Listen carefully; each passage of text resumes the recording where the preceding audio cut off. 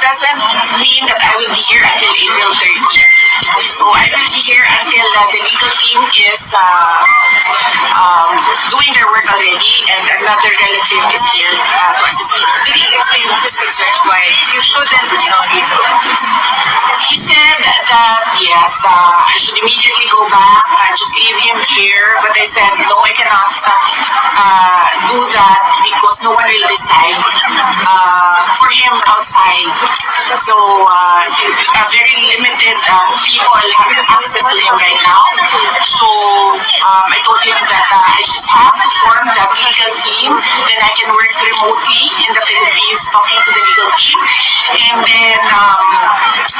Yes, so I just need next of kin to come here. And everyone's applying for visa right now. Pero wala po siyang fears that it will be taken advantage of your absence?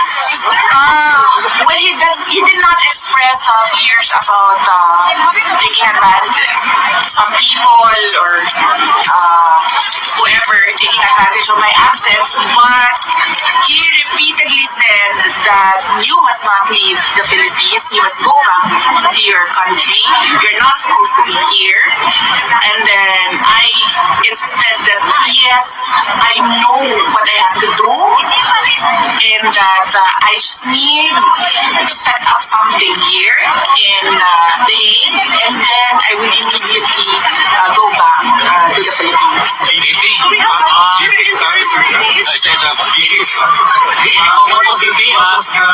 Disposition for the meeting of the president when you saw it? And were you able to see for your potential center or the detention area for the former president?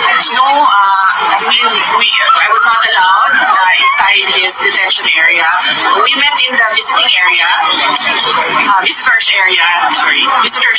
and the demeanor was, you look well rested. I asked him that. I said, you look well rested. And then he said that, well, I don't do anything here except sleep and watch TV because he has access to the TV. And then I also, and then I asked him about the food because I know his preferences for food. And then he said, yes, well, that's my only complaint is that I really miss Filipino food. Specific. Kuan mo gud na sa Bisaya ba kana Wala